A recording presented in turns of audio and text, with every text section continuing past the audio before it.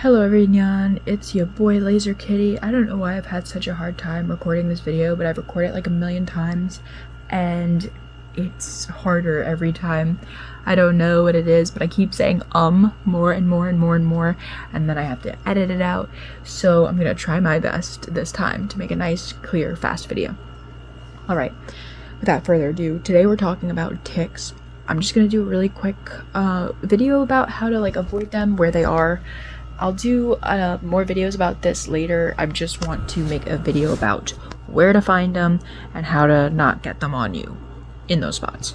So ticks are a parasitic organism. They're a vector for many really bad diseases, so you do not want to get them on your person.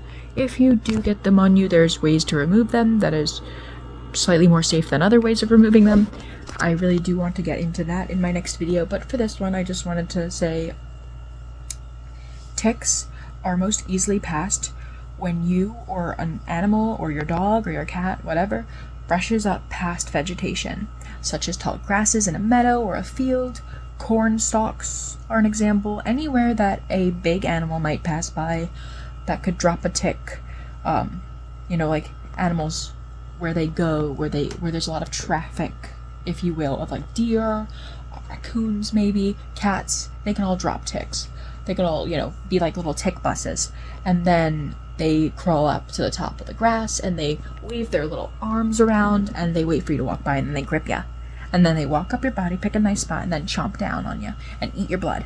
So what you're going to want to do is, if you're walking through an area with tall grasses, you're going to want to tape your pants to your socks and wear white socks. If you have to wear compression socks or you can't do that for whatever reason, the best thing to do is spray a heavy layer of DEET on the cuffs of your pants and on your ankles and on whatever socks you can wear, or also on your shoes, all that, as high as the grass is going to go. And if you're in like a cornfield doing a corn maze or something, spray your whole body. You really should be spraying as much of your body as you can, but I understand that some people don't want to be exposed to these chemicals in high quantities, although these chemicals are mostly safe. Like DEET, it's for the most part safe in comparison to tick-borne illnesses, let's be real, but I'm not getting into that in this video. All I'm saying is meadows, fields, farms, places with a lot of animals that walk through, those have a lot of ticks. Trails in the woods, if you brush up against the vegetation, the bushes, the shrubs, the trees, that is not good. It's not just grasses, it's any tall plant or something like that.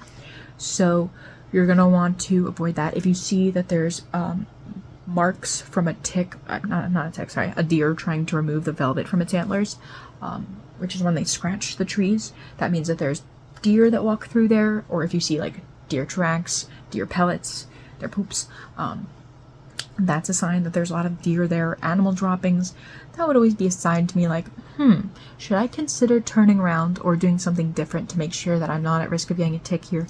Because even if it's just, leaf covered ground, pine needle covered ground, gravel, something flat, whatever, concrete even, if there are signs of animals passing through, or if it's near a large forest, there's still a very high likelihood of there being ticks on that concrete. And if you sit on a rock, you sit on the ground, if you just stand in one spot for too long, the ticks can get you. So, walk with a purpose. That's another one. If you're on flat ground, because it's really hard for a tick to grab you if you're walking on flat ground where there's no vegetation around, unless you're standing still for a long time. So there's that. You're really not safe from ticks anywhere unless you're in an area that's kind of remote. It's not accessible for a lot of animals and it's safe. There's not a high prevalence of illnesses or ticks. For me, I live in a deer infested area. So there's going to be areas in the country where there's a lot less risk, but the best thing to do is ask a doctor, look online, or ask the DEC or any, nature cooperatives nearby what the risk level is where you are and what areas of your area are safest and which are the least safe. That is always going to be a really big help. Hunters also know, so if you know a hunter or maybe even a taxidermist, you could always ask them, especially if they're ask a local People that work in the woods, people that work outside will probably honestly know best where there's a lot of ticks, but always triple check. Honestly, know what you're getting into before you go out. And do note that even beaches and sand and, like I said, concrete can have ticks, and you can get a tick on you from those. What a tick can't do, in theory, is fall from a tree or drop onto you. They're usually going to grab onto you from your legs. Some people say that they can fall from trees, some people say they can't. They can't really jump, so that is a factor in it, but the most likelihood is you're going to get it on your legs or anywhere in your body that touches the ground. It could be your butt if you're sitting, it could be your arms if you're doing quads or if you're gardening. Just beware of that fact. And anything that has touched the ground or has touched a plant, you should probably check. That same goes for in your yard. If there are deer or animals or stray cats or raccoons or possums, anything that comes into your yard, which is almost everyone's yard if you have grass, you should make sure that your lawn is mowed once a week or more, maybe like twice a week. I don't know. It depends on how fast your grass grows. And another thing you can do is use pesticides. It sucks, and I cannot condone all pesticides, but spraying around your house and spraying in areas where you're going to be spending a lot of time in the grass, for instance, where you let your dog out or where your cat likes to hang out, might be a good place to spray. Just don't let your animals or you or your kids or your family touch that area until there's been at least one rain. However, not all pesticides work like that. Not all pesticides are safe. So make sure you read the package. Have an adult do it if you are a child, please. And make sure that you're waiting the proper amount of time and doing the proper precautions to make sure that that pesticide sprayed area is going to be safe for you and your pets and family. And the environment, of course. So I think that just about sums up how to avoid ticks. Besides one more thing, which is wearing white when you know you're going to be walking through tall grasses. Like I said, taping your pants, and also wearing arm coverings that are white, or gloves. All that stuff can be helpful.